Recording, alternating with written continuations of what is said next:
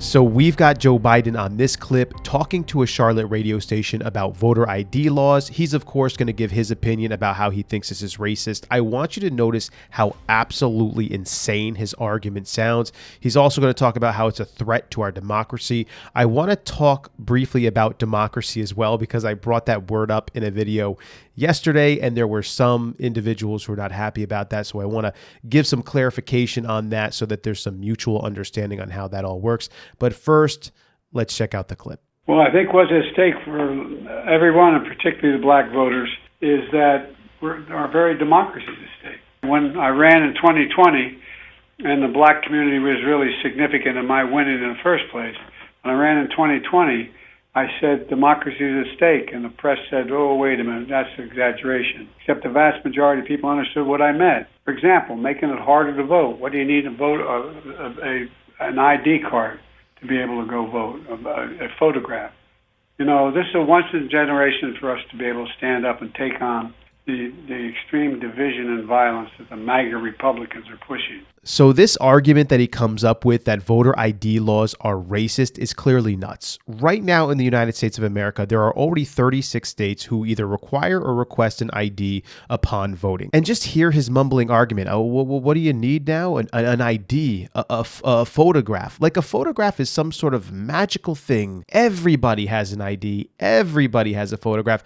I don't even understand how you could make it through life in 2024 without having an ID. You would basically have to be a vagabond living on the street somewhere and have interacted with no one anywhere at any time. And this is the person whom you're worried about actually voting. In my opinion, the reason that they don't want IDs is because it creates a less secure situation by means of which getting ballots into the system without the proper identification, it's easier to be done. Now, that's of course my opinion. Maybe I'm wrong. I don't think I am, because the argument that having an ID infringes upon your voting in 2024 is ridiculous. He also states that this is a threat to our democracy. So let's talk about democracy for a second. So I released a video yesterday which I showed the sweet, sweet tears of Dana Bash as she realized that the Supreme Court was completely going to back up Donald Trump, with some of these states trying to take him off of the ballots.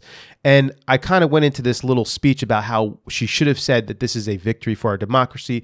There were a number of individuals who put in the comments, it's not a democracy, we're a constitutional republic, and they seemed a little triggered by this. So let me clear things up for you. Number one, know this wholeheartedly. Our most specific type of government that we have in the United States is a constitutional republic. That is a fact. In fact, it is named a republic by our founders. And our founders also stated very accurately that they did not give us a democracy, but a republic. But here is the issue.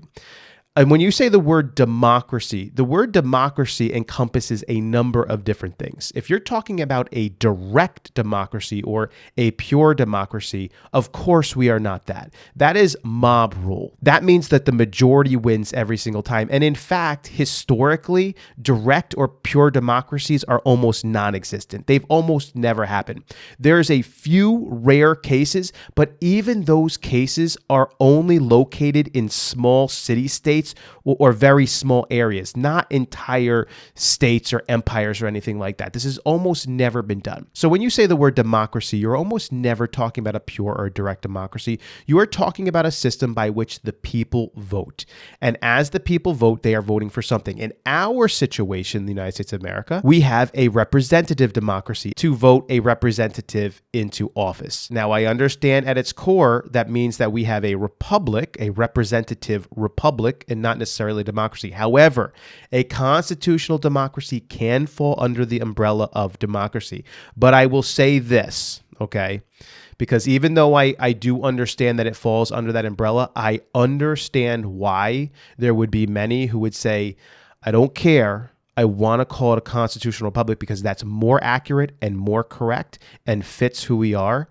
And I agree with that. And I do think that there is something to the term democracy that has been hijacked over time.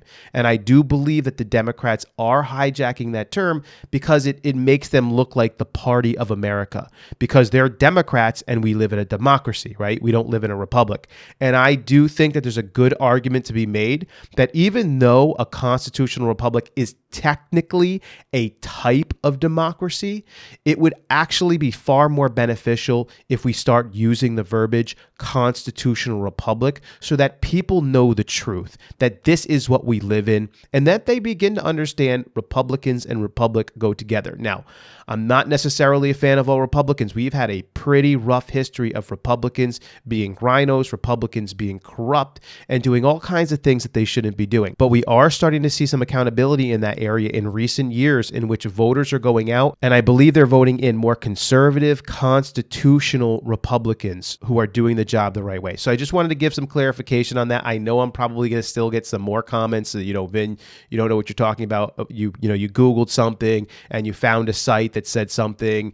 But here's the reality. If you do enough research, you will find 50 or 100 sources, and you'll find some sources that'll say one thing, and you'll find other sources that'll say another thing.